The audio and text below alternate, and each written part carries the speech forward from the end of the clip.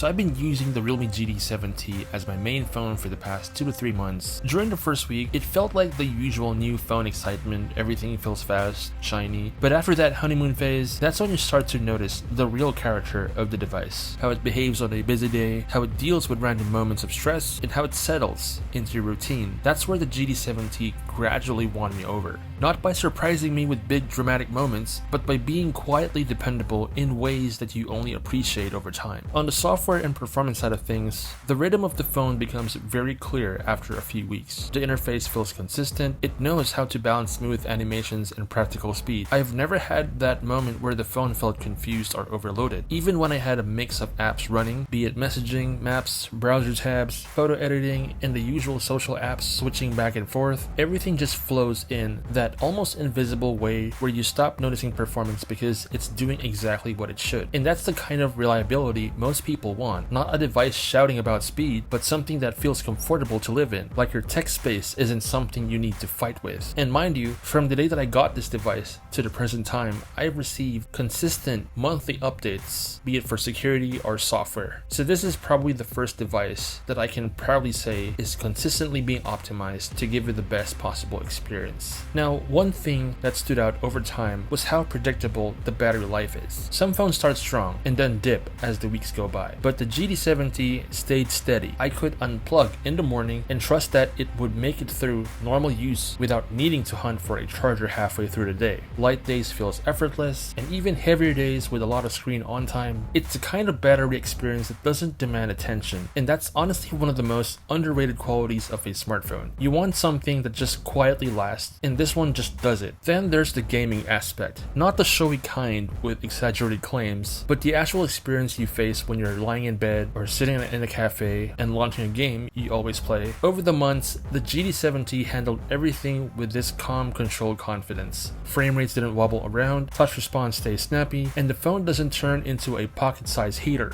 Even during longer sessions, it keeps itself in check. It actually feels like a phone turned for comfort as much as performance. And for people who play casually or regularly or even competitively, that balanced experience matters more than just simple raw numbers. Now, as for the photography side of things, this is probably one of the pleasant parts of living with the GT7T. Not because it changed how I take photos, but because it made taking photos easier. You lift it, snap a photo, and the results usually looks exactly the way your eyes remember the scene. There's no heavy processing that makes things look unrealistic, and no need to switch to a bunch of modes just to get something decent. In daylight, the images feel clean and detailed. Indoors, it holds its own without turning everything into a mushy mess. So after months of use, the camera on the GT7T felt less like a feature and more like a tool that simply works when you need it.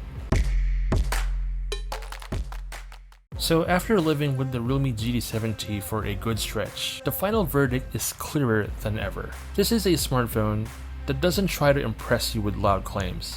It tries to impress you by actually being good at the everyday things. Something that stays smooth, battery doesn't make you anxious, gaming that remains stable, and the camera that captures your moments the way you remember them. It's the kind of device that stays trustworthy, predictable, and consistent even after the new phone feeling fades. And sometimes that's exactly what makes a smartphone worth keeping. The longer you use it, the more you start to appreciate the simple truth. The Realme GT7T isn't competing to be the extreme. It's competing to be the phone you rely on without hesitation, and in that sense, it's exceeded my expectations. So for a quick rundown in terms of its specifications, the Realme GT7T comes with a MediaTek Dimensity 8400 Max, 12 GB of RAM, 256 GB of onboard storage, a 6.8-inch display with 120Hz high refresh rate, 120 watt Super VOOC fast charging with a 7000 mAh battery, a 50 megapixel primary, and an 8 megapixel ultra wide. This device supports Bluetooth 6.0, dual nano SIM support with 5G connectivity. And to top it all off, this device is one of the few from Realme that will be getting up to 6 major Android upgrades, which means this thing can last you for much longer than the competition. Now I'll drop the links in the description on where you can get your money's worth with the GT7T. Do let me know in the comments if you have any questions or inquiries regarding the GT7T. Be sure to give this video a thumbs up, and don't forget to subscribe to the channel for more content like this. Thanks again for watching, and I'll catch you in the next. Ain't no motherfucker in this world could do it like me. Open up your eyes and insert a little rising.